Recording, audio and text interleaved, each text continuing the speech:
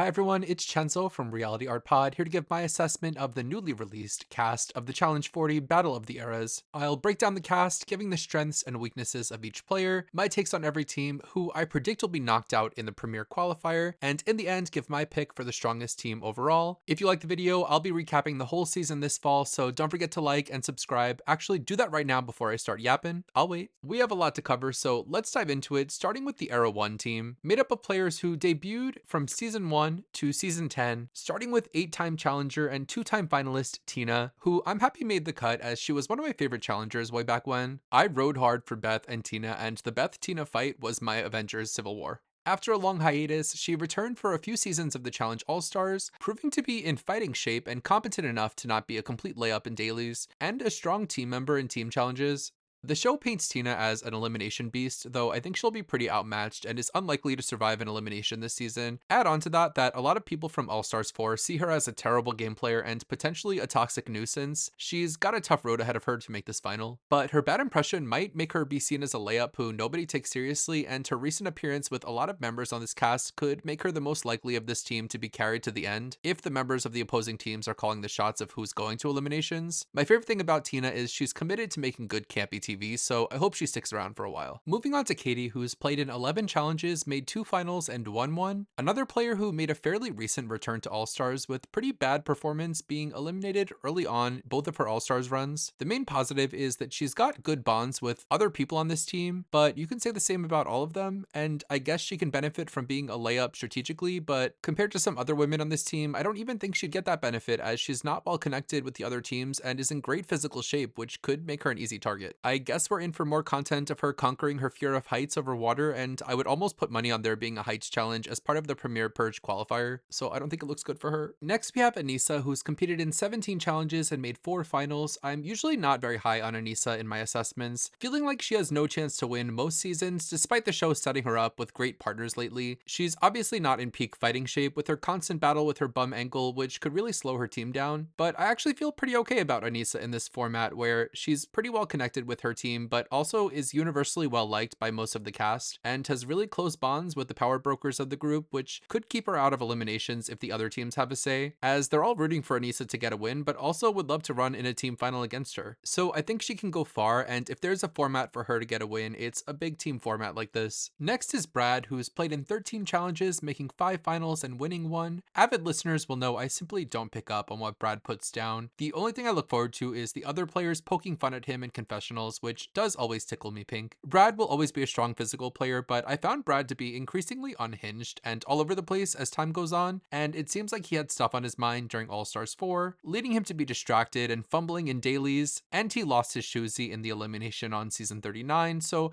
I don't have a lot of faith in Brad to do really well in this season, as he's always going to be a big target. His one challenge win in Cutthroat was a team final similar to what this could be, so if he can make it to a final, he could see similar success if he's not a liability. I hate this beard. There was one promo shot that he put the beard in a ponytail. Next, we have Derek K, who's played in 13 seasons, making it to 6 finals and winning 3 of them. Derek is one of the most consistent players over time physically. He keeps in shape and has never been a layup on any season, with the other players knowing that he's going to put up a fight in eliminations and has a lot of heart in the game, which makes him a real example of the old school scrappy spirit. He has some advantages with him really excelling with the team dynamic, with all of his challenge wins being team finals. His social game is concerning as he often gets backed against a wall in the game and has some built-in rivalries on this season, though I think he's a great representative for a big season like this. Next up is Mark, who's competed in 8 challenges, making 6 finals and winning 2 of them, which are really impressive stats, though he hasn't run a final on the main show since 2009, but he came back for All-Stars and gave an impressive showing, making it to finals on both All-Stars he competed on, and he was a big vocal organizer that helped All-Stars get created in the first place. I've always found him to be a bit of a boring character, but I could see him being the glue that holds this team together. He definitely has strong leadership qualities, which could make him a huge target to the other teams. We get Rachel back, who's been on 8 challenges, made 3 finals, and won 2 of them. I had really high expectations for Rachel coming into All-Stars 4, and she ended up coming in like a lion, winning her star, and going out like a lamb there, getting eliminated in a crapshoot that just didn't feel right to lose her in such a random way, and I'm glad she's back for a season of the main show. She's someone who's thrived on teams, and while I could totally see her repeating her run on the gauntlet and just being safe the entire season and winning the final, final, I think she'll be seen as a threat and be thrown into eliminations, but she can beat most of the women on this list, unless the elimination is her weakness of standing on one foot and throwing stars at a wall. Uncle CT is back with 19 challenges, 10 finals, and 5 wins, 7 if you count Champs vs Stars, and 8 if you count another show we watch. Everybody loves CT on and off the show. I can't really think of his last rivalry he's had, who wasn't a partner he's ditching, as he's played a pretty clean game, which leads to him being a really well-connected player here, and he's really going to help Era 1 to stay relevant in the game. He obviously dominates most seasons he's on, partly due to his physical ability, but also because he's extremely intelligent and good at puzzles. That's going to come in handy, especially in any purge situations. Like I said, he's very well connected, but I also don't feel like CT identifies with the group that he's in, which could make him really feel like a fish out of water on his team, since he's used to playing with the newer Era players and either hasn't been interested in or hasn't had the time for All-Stars, so I'd be interested to see what his dynamic with them is like. Next is Darrell, who's competed in 14 challenges, made 6 finals and won 4 of them, 5 if you count Champs vs Pros. I've always liked Darrell, and I especially like his sassy ass mouth and his confessionals where he'll tear you apart succinctly. 3 of 4 of his wins were team games like this, and the other was Fresh Meat, where he won with a partner who's also on this cast. I feel really good this season about anyone who has experience with big teams, as a lot of the newer players really don't have that experience because the early seasons were so team heavy, so I think Darrell can do well here. It's crazy that he hasn't made a final on the main show in almost 20 years, which will definitely be a storyline for him if he makes a deep run. Finally, we have Jody, who's played in 5 challenges, making 2 finals and winning them both. This appearance would mark her return to the main show after almost 20 years. Jody is a great competitor who won her first final on the Gauntlet after never going into elimination, then made history as the first woman to win the game solo in the duel, a season that she absolutely dominated. For a second time, she never went into elimination, and then she just dropped the mic and never came back to the main show. She obviously has a great track record with final performance, though her middling performance in eliminations could see her getting sniped out of the game. She's not someone who I find outwardly entertaining, but she is likable and badass, and does accidentally find herself in some drama, even being a part of the best moment of All-Stars, the Greek salad incident. If you told me the theme of the season without showing me the cast, I would tell you Era 1 would be a bunch of layups with no chance of winning, but they managed to stack this team insanely with a total resume of challenge wins of over 20, or around 25 when you count sideshows and other series. They're experienced and well connected, and they're no slouches in challenges. I feel like this team really invokes the spirit of the first 10 seasons, where those seasons were all about teamwork, and these players have all found great success playing in teams. Even in this picture, they're all so close and loved up. CT's giving Tina a little knucklehead. They're too cute. If I were to recast this, I think we could have found someone other than Katie, like a Susie or Coral, who were more power players in their time, as I always saw Katie as a bit of a background character. I saw a lot of calls of Veronica on social media, but I don't think Veronica's really a good fit for the main show anymore, and would like to see her on other shows. My picks to be purged in the qualifier are Katie and Brad. Katie because she's not very well rounded, and there are some things that she won't attempt, and Brad because he's inconsistent and cracks under pressure lately. Let's move on to Era 2, which is made up of players from season 11 through 20. We see the return of Derek C, who's been on 5 seasons and who we just saw on All-Stars 4, making it to his first final, but being eliminated in an electrocution game. He's returning to the main show for his first time in over 10 years. On All-Stars 4, he was painted as a physical standout due to his track experience, which makes him an asset in team challenges that require a runner, and in a final, which will make his team want to keep him around. I worry for him because he's historically not very good at eliminations or in little skill challenges, which could spell trouble for him in the big picture, but socially, I feel good about this for him. He comes into the season just as well connected as he was in All-Stars, having a lot of friends on this season who are really like family to him. Next, we have Nehemiah, who's played in 7 challenges, making 3 finals and winning 1 in the Gauntlet 3. I completely forgot Nehemiah has won a challenge, but that's probably because the show never brings it up, and I feel like the rookies' win on Gauntlet 3 has always been overshadowed by the veterans being an absolute mess and thinking they won and losing for breaking the rules. He's such a rootable hero, and even when he's doing naughty things or fighting with people, he always comes off as good. The biggest negative is he has a recent rivalry with Derek K. They were going for each other on All-Stars, and he hasn't played with many of the Era 4 players. I think Nehemiah comes out of the rivalry a bit worse off because Derek has his podcast, which I feel garners respect, and has him meeting new people that Nehemiah may not usually interact with. Despite that, he has a background in winning with a team, which will definitely come in handy here, and he's been crushing it lately, making it to 2 finals on All-Stars in a solo game, and nearly winning both. So I have high hopes for Beth's Tenderoni. Next, we have a really unknown character. This person's a deep cut that only true fans would know, Johnny Bananas. Johnny's played in 23 challenges, making 11 finals and winning 7 of of them, not counting Champs v Pros and an untimely death in the Scottish manor. He comes into this season well connected with a lot of the players, with long-standing allies on all 4 teams. Johnny's experience across the latter 3 eras make him an advantage player on any season, but if you look at his stats, he actually doesn't do well on teams challenges that aren't pairs. I think his outward threat level and being the winningest player in the game puts a giant target on his back, and as the biggest target on a team that's so stacked, I think even his closest allies would think twice about staying loyal to him and not taking a shot that he himself would take in their shoes. While he's a big threat, he may be able to eke by because his bonds with some of the other players are like family, and they may not actually be down to make moves that Bananas would make. We get Kellyanne, who's competed in 7 challenges and made 3 finals. Kellyanne's a confusing character to me because I like her and I think she's universally liked, but I'm not 100% on why I even like her. I guess because she's outspoken and not afraid to have messy drama. She's always been in good fighting shape, but isn't a particularly good competitor, but the show loves her, even to the extent that she was picked to be in the World Championship, which was confusing at the time. I think it's kind of weird to have her on this cast because I don't think she's particularly a great representative of the vibe of this era, which I'll talk about later. I guess the biggest upside for her is that every team season needs someone who's a liability to their team, and is the other team's favorite player to keep around. If the other players are choosing who goes into elimination, it's highly likely that Kellyanne can be kept around and even be a finalist, and with this team, maybe a champion. Next, we have Ryan, who's played in 7 seasons and made 1 final. I feel like Ryan is a great representative for the vibe of this era, as he's often a participant in the house silliness and has always been down to clown. As far as the challenge goes, you know, the task at hand, he hasn't done particularly well. He's not the best at eliminations, and that's not good, so I don't have faith in him surviving one against really anyone on this cast. The plus side is that there have been times like on the island and All Stars 4 where he made it all the way to the end without ever being voted in, which is a huge accomplishment and testament to his social game. He's loved by the other players, especially after All Stars 4 when the other players protected him at all costs, with him being on his sobriety journey and everyone wants him to do well, and they feel like him being in the house is good for him. He also is not a threat to the other teams, which gives him a few meat shields to hide behind in a vote. We get the triumphant return of Aviv, who has 1 challenge and 1 win from Fresh Meat alongside Darrell. I was never a big fan of hers, and anytime I've rewatched Fresh Meat, I'm disappointed that Darrell and Aviv won because the story is just not good. Mostly because Aviv is such a background character on that season and didn't seem to want to be there. I think using a spot on this cast to risk it on someone we saw once and was kind of boring a long time ago is kind of a waste. I don't mind seeing her again, but I think they should have piloted her on All Stars first. The upside is she does seem really fit and probably could kick a lot of these vet girls' butts, and Darrell's on this cast, so I guess it would be pleasant to see them reunite, but I think he'll be the only person really sticking out his neck for her, and she's probably an easy name to throw out in nominations early on. Brandon's back, who's competed in 6 seasons and has never made it to a final. I was tempted to say that Brandon is slept on, but I actually think he's accurately rated in all of our minds. He's never really done anything too memorable, but the recent drama with Kara on All Stars 4, of her feeling like he threw their years-long friendship away, could cause some infighting on the Era 2 team, but through that drama, he also garnered some good favor with the other All-Star 4 players on this cast who were anti-Kara. I think he's competent enough in challenges and has a low enough threat level to eke his way through the game if his team doesn't turn on him. Next is Emily, who's played in 3 challenges, making 3 finals and winning 1, and also winning Champs v Stars. Emily's definitely a powerhouse with some of the best stats you can have. She's 5 for 5 in eliminations and should make the other players nervous. I've never been a big fan of Emily's. I remember being really offended by her doing blackface on the show and was really agitated that the show kind of brushed it under the rug and acted like it didn't happen. I don't really think they should have brought her back after that, but they did, and now she's back again, and I'm gonna challenge myself to be objective this season, but for now, we're here, and it's now, and I don't like her, and I don't think she's a very good representative of this era. If anything, she's a representative of the worst parts of this era, i.e. the problematicness of it. I think she'll be targeted for being a huge threat, but I don't think anyone will have an easy time taking her out. Next is Kara, who's played in 15 challenges, made 10 finals, and won 2 seasons, and a season of Champs v Stars. Kara's a beast. She made a final on the last 5 main seasons she played, took a huge break, and we last saw her making another final and being runner-up on All Stars 4 against all odds. I'm more excited for Kara's return here than I was for All Stars. I feel like she didn't really need to go on All Stars. She's obviously the face of the show to the extent that they made her the top of Abby Lee's pyramid in the promo picture. On All Stars 4, an individual game with 1 winner, we saw women and men alike ganging up on her because she was the biggest competitor. We saw this rivalry with Laurel play out, with Kara having big mommy issues about Laurel saying she wasn't good enough in the past and Laurel calling Kara a JV player, with Laurel finally giving her validation at the finish line and saying she's a varsity player and that Laurel would like to be on a team with Kara, and oh look, they're on a team together now. I'm excited to see that dynamic play out, and I think we'll see a lot less villainous side to Kara on this season. If the other players are smart, they'd want her out early, but I don't think the other players are that smart, and all of the people who would conspire like that are on this team. Kara also has an interesting dynamic where Polly's on this season. I believe they're dating still when filming this, but I've also seen rumors that they're broken up now and she unfollowed him on Instagram. So maybe we'll see some spicy reality TV relationship drama that I'm tuned in for and keeps me well fed. We round out the team with Laurel, our most recent champion, who has 8 challenges, 5 finals, and 2 wins under her belt. We all know that I've become a Laurel stan over the years. Laurel found most of her success in her early seasons as the young athlete who surprisingly wasn't boring and had quite a potty mouth, all the confidence in the world, and a habit for getting herself in trouble. She's not afraid to speak her mind, have juicy house drama and hookups, and follow her heart. That could be her downfall sometimes, but we saw her wear her heart on her sleeve in All Stars 4 and make a lot of friends, becoming really powerful in the game in a way she's never been before, resulting in her getting help from her now teammate Derek and getting his star, and ultimately winning. She's decently connected with the cast through the recent All Stars season, which was the ultimate pre-gaming for this, and I'm really curious to see how her relationship with her ex-hookup, now friend Horacio, is, because last time we saw them, she was platonically, sexily whispering sweet nothings to him on Zoom at the reunion as Nerys awkwardly watched on. As a whole, this team is stacked. Even the players I wouldn't cast myself are still good. They also have a friendly rapport with each other, and I could see this team having good synergy. When I think back to this era of the show, this is when things really hit a stride, and when I really started getting invested in the house drama. Gone were the days of working together as a team, and here were the beginnings of different formats that saw players have to get more involved in the game. This era also included some of the worst times of the show, including a lot of toxic masculinity and bullying, and through that we'll never see Kenny, Evan, or Tanya back. Though when I think of this stretch of seasons, I really do think of those players as the main characters of what was going on in Era 2. We saw 2 fresh meat seasons in this era, and this cast pulled heavily from those, which I really can't complain about because that was one of the biggest things that happened in this decade. In the end, I would have liked to see Wes, Big Easy, Paula, Evelyn, Jen, Sarah, or even Tori Hall on this team, although obviously those people didn't seem to want to come back or weren't asked. A big change I would make is swapping out Aviv for Casey from Fresh Meat, as Casey was really the standout from that season, for me at least. If I had to guess 2 players who won't make it through the qualifier, I'd guess Kellyanne because she cracks under pressure with puzzles, and Ryan because I don't think there will be a social element, and I think he'll be outmatched by the other guys here. Era 3 is made of players who debuted from season 21 to 30, starting with Tori, who's appeared on 9 challenges, making 6 finals, and winning finally in Ride or Dies alongside Devin. Tori first appeared on Are You the One, and I'm pretty sure she's openly said she did that show as a means to get on the challenge. A lot of fans are tired of her and feel like she's full of herself, but I'm not fans, I guess, because I really like her. I think she's confident and self-assured. She can be cocky, but it doesn't bother me because she can back it up, and she really is a beast in challenges. She's been a dominant player over the last few seasons, and we've seen her have many hookups, even her relationship with Jordan, who's also on this team. I'd say I look forward to that drama, but we've seen their dynamic on the show, and it's pretty healthy and supportive. Boring. I would worry about her being a target for her threat level, but I actually feel like she's well liked and does a lot of pre-gaming. It also helps that she hosts the Challenge podcast, so she gets regular talk time with new players all the time, which could garner some additional respect and make people not want to send her home early. Next, we have Amanda, a 7-time challenger who's never made it to a final but won our hearts as the ultimate shit stirrer and drama monger. I think she's a great representative of this era, coming from Are You the One, and from the start she made an impact. MTV knows they struck gold with her and include her in many side projects, like having her on Challenge USA and giving her an episode of Home Turf, which I recommend watching. While Amanda's not the best competitor, I think she could cause a lot of damage to her team. Once they start not seeing eye to eye, she'll sabotage the team, and that's when I get my Jeff Probst pillow and popcorn out. If the other teams have any say in it, Amanda could go far and maybe make her first final. Next, we have Leroy, who's played in 13 challenges, made 6 finals, and has yet to win, which he gets a lot of shit for, and kind of rightfully so because he's not really ever robbed. He's fumbled the bag on a potential win multiple times. Most recently, he was on All Stars 4, where everyone wanted him to get to the final. Cam went out there while nursing to give Leroy a hand, and he makes it to the final and loses it because he can't spit in a tube, in a situation where he could have been given stars and probably win the game if he could spit in the tube. Despite being a bit of a disappointment there, he's back to probably repeat that. He's got friends all over the place and probably a golden ticket to the final on this season if it stays teams, and if he lands in an elimination or two, he has a great elimination record. I really like Leroy, and I'm always rooting for him to get his win, so will I finally get that satisfaction, or will I be disappointed again? Let's just try it again, you bunch bunch of bastards. Next, we have Janae returning to the main show for the first time in nearly 10 years. She's done 10 challenges, making 3 finals and winning 2 of them, both on All Stars. A fun fact is the reason I started watching The Real World is I was a huge Janae stan on Endurance on Discovery Kids and tracked her to MTV. I was so happy when she joined the challenge, but she never really did that well on the show. She consistently went home mid-season, and her biggest weakness on the main show was inability to survive many eliminations, only winning 2 out of 7 eliminations across 5 main seasons. Partners also play into it, as she was often with weaker partners or partnerships with no synergy. She makes a triumphant return to All Stars and played really great games across 3 seasons. The first 2 seasons, she makes it to the ends without going into eliminations, and the third one, she makes it to the final after having won one real elimination against Ronnie, who wasn't really much of a competitor. She bodies the finals of season 2 and 3 because they were puzzle heavy and she's really smart. She was also on the Challenge USA 2, where she was sent into elimination against Tori, and I think a lot of people thought she could beat Tori, but Tori really bodied her there. So Johnny was eliminated in episode 2. I think Johnny may be in for a bit of a reality check here on this season, competing against some of these players who really train both physically and mentally for this. Because people put her up on a high pedestal right now, I fear she may be sent into elimination as a threat, and if she is, she may be toast. Naya returns for the first time since Battle of the Exes 2. She's played in 4 challenges and made 1 final in All Stars 3, which was probably her best performance across the whole show. Naya's a strong competitor, she's an athlete, and is great in eliminations. I want to talk about Naya's journey on the show. Way back on The Real World Portland, she was fighting with Jordan in bed, breaking glass, spitting in his face holding a lamp. She also got into a crazy fight where she hit Johnny with a hairdryer, leading to she and Avery having a full physical fight. She joins the challenge and has a really strong performance on her second season, Battle of the Exes 2, where she was paired with Leroy and really delivered on the drama, having some entertaining fights, notably with Nani and Jordan, and kind of the entire house, but then she took it too far, pulling Jordan's pants down and being eliminated right before the final for unwelcome sexual conduct. So Naya never returned to the show. Then out of the blue, they bring her back for All Stars 3 and weirdly World Championship, which was really random. And I think it's equally random to choose her to represent this era because I don't really think she had that big of an impact on the show. I'm interested to see her dynamic now with Avery, and I actually like when she's argumentative, when she isn't taking things too far, and she's hopefully learned her lessons from the past. Add on top of that, Naya and Jordan were briefly hooking up and dating in All Stars 3, which was so weird, but now they're exes, which could be a weird dynamic and maybe make for some good TV. I fear we might see the return of Hurricane Naya, and I'm here for it. Oop, it's Tony time. Tony's back. He's played in 7 challenges, making 1 final and winning Champs v Stars, which I guess doesn't count as a real win, but really why not? Tony came to the challenge from the chaotic Real World Skeletons and was really rough around the edges and immature, often getting into arguments and crazy personal drama involving hookups, his relationship back home, pasta, his chaotic behavior, and he has a history of weird exits, getting medically disqualified, disqualified for other reasons, or leaving due to family emergencies on 3 of his 7 seasons. He found his stride with a stellar performance on Vendettas, where he made the final despite being eliminated and winning his way back, and was a really serious contender to win the game. I think he's in a position to do well this season. His perceived threat level is pretty low, and he has a lot of friends on the cast who want him to do well, though I really think he can do some serious damage if he makes it to a final. Next, we see Avery's return, who's competed in 3 challenges, most recently appearing on the All Stars forecast. For the most part, she always gives us nothing. I actually think the Real World clips that I watched of her fighting were the best entertainment that we've gotten from her. She did decent work on All Stars 4, winning multiple dailies, which shows she can beat the best at certain things. She can probably make it by for a bit just by being a quiet pushover, just like she did in All Stars, where she made it to the end really doing nothing notable the whole season, besides flirt with Adam, who she's now dating, and deciding not to throw herself into elimination when she should have. I think she could fade into the background, and if she can't, I think she can hold it down in an elimination or 2. We see Devin return, having played 7 challenges, made 3 finals, and finally recently took home the win in Ride or Dies. Devin was the brains behind his season of Are You the One? You know, there's always one person on every season who decides to use their brain and pull out a notebook. He came to the challenge and really took on this smarty pants role as kind of a self-proclaimed master strategist, when there really isn't much to strategize about most of the time on this show. I feel like Devin is kind of overrated, and through that will be seen as a big threat and a known strategist. Now they know he can win, so his target is probably the biggest it's ever been. With that said, he's physically the least threatening guy on the team, and it's not very urgent for the other teams to target him in the beginning. He also has strong alliances across the teams with the contingent of Tori, him, Anissa, Michelle, Casey, Bananas, Josh, etc. that seem to be the real power brokers of the group, and I fully expect them to run the table, especially if these teams end up splitting up. Corey returns for his 11th challenge, having made 5 finals but never winning the game, representing another hot mess Real World season, Real World Explosion, which is an insane watch and is on P+.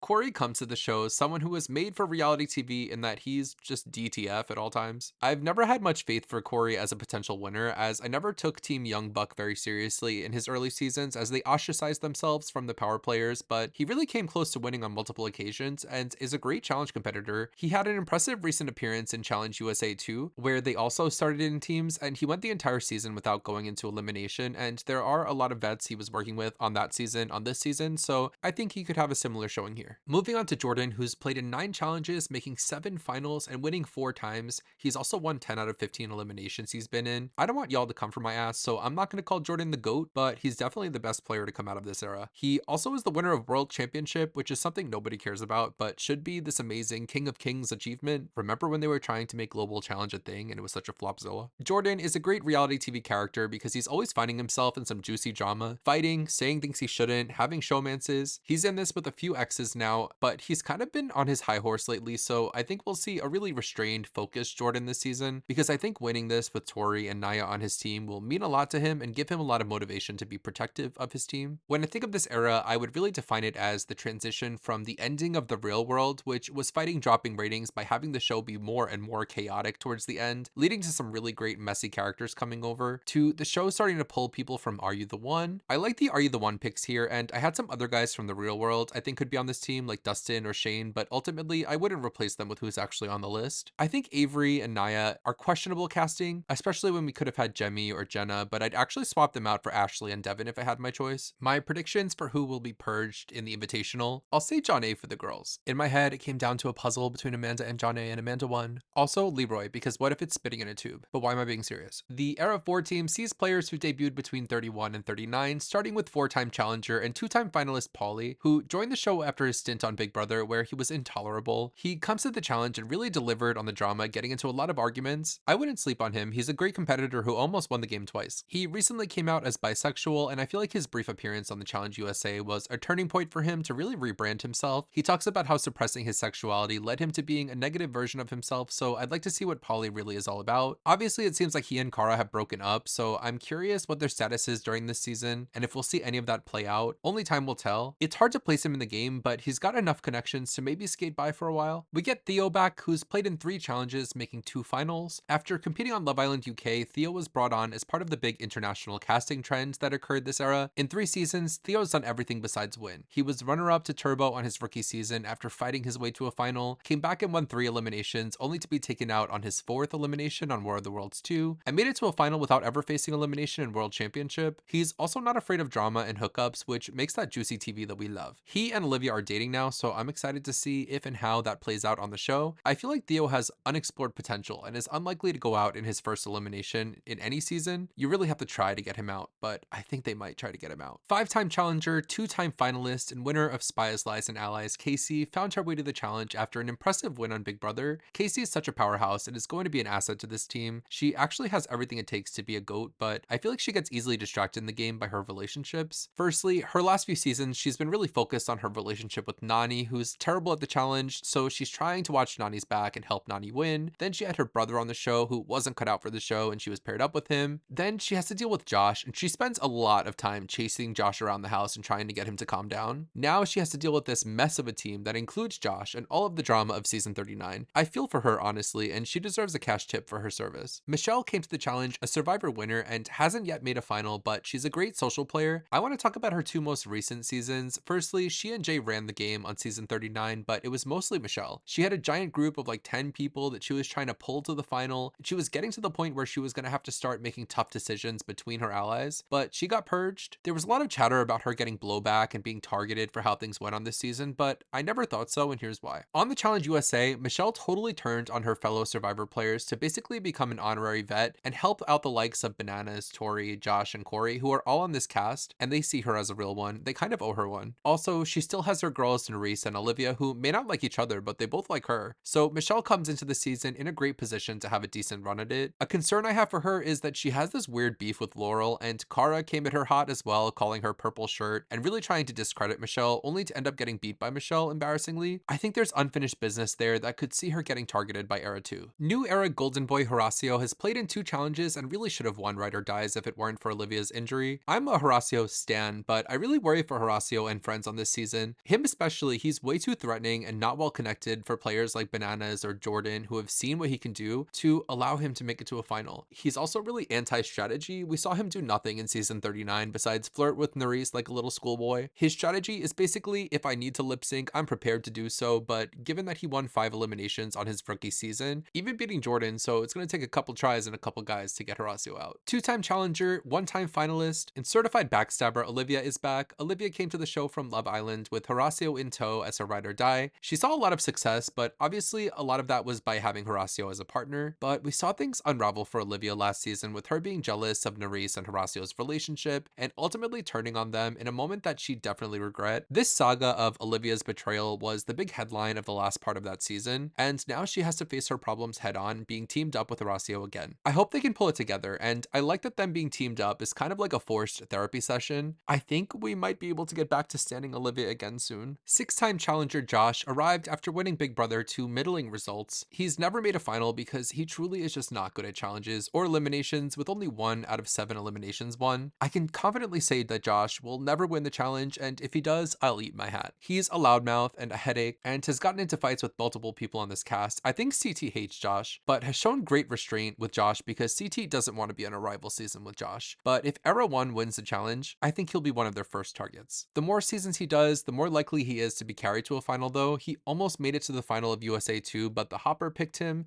and he was eliminated right before. I could totally see him making a final one day, but like I said, if he wins, that hat's getting eaten. Two-time challenger and one-time finalist Nerys found glory in the back half of season 39 where her bestie Olivia backstabbed her and she was repeatedly sent into insane 3-way double eliminations that saw her fighting her ass off and single-handedly eliminated Kyland, Horacio, Olivia, and James. This was a David and Goliath story that saw her coming into the final all alone and we were all rooting for her. She ended up coming in second overall, which was really unsatisfying, and I stand by my stance that there should have been a guy and girl winner of 39 and Nerys should be a champion, but she's not yet and I'm not feeling good about this season for her. She's not very well connected and I could see her being an early target. I don't even know what she can really do to get in a good spot in the game, and I fear they may take her out as a way to weaken Horacio. We met two-time challenger and queen who gives us nothing, Jenny, on War of the Worlds 2, where she was eventually taken out by Tori in a hall brawl, and she returned for Total Madness where she faced 2 eliminations and ultimately won the final for the girls. Then she said peace out challenge like Jody and Aviv. Jenny's someone who fascinates me because she's so fit, but she's so boring. I forgot she was there most of the time in her season, but I was rooting for her in the final that she won against Casey because I just like her more and I think Casey is actually more boring. I think anyone who's played with Jenny, especially the girls, will know that it's mission critical to not let Jenny get to the final because she's a beast. I hope we get some personal content from her and some drama because I don't want her to be boring. Two-time challenger Kyland came from Big Brother 23 and debuted on the Challenge USA, but really came to the forefront on season 39. He formed a quick bond with Horacio and found himself winning 4 eliminations, beasting mercenary champs Brad and Darrell in the process. He had a lot of personal content, opening up about his autism diagnosis and having his showmance with Melissa. Ultimately, he was part of the trio with Horacio and Nerys that saw them be at the bottom and forced into elimination where he was eliminated by Nerys. He comes into the season not really well connected. There's only a handful of people he knows, and I think this grouping of Kyland, Horacio, Olivia, and Nerys really need to get their shit together to avoid the unfortunate fate that awaits them of history repeating itself and our ragtag group of rookies being in a lot of trouble. The 4th era spells out a period where Are You the One was over and the show was pulling from everywhere, mainly from Big Brother and for some reason international reality shows because there's a shortage of domestic reality stars. Personally, I really don't like the War of the Worlds Total Madness arc, but I think Theo and Jenny are good representatives of the international aspect, though I think having Kyle on this team would be funny too. I also would swap Josh for Fessy, but it's whatever. If I had to pick 2 people who I think will be purged in the qualifier, it would be Josh because I think he's outmatched by every metric by the other guys. For the girls, I hate to say it, but Michelle, only because she was just purged over both Nerys and Olivia, and I think it'll be one of the 3 of them. So I'm gonna make my prediction about what era I think will come out on top. Coming into this video, I fully thought I was gonna say era 2, but I'm actually gonna go with era 3. You've got Naya and Leroy who work really well together, brains in Amanda, Janae, and Devin. They're all super strong. There's this real world Portland contingent. Tony can eat anything, and I really think if Jordan gets to the end with his exes and wins, it's kind of a good story. That's all I have to say about this cast for now, but I want to open the door to conversation in the comments. What are your general thoughts, but also who do you think will get purged in the premiere, and what team do you think will come out on top? If you like the video, consider subscribing. I'll be posting recaps of this season every week. If you want to see what those look like, I'll put my season 39 playlist in the end card. I'll be back in August to talk about the challenge. Until then, have a nice June, July. Bye!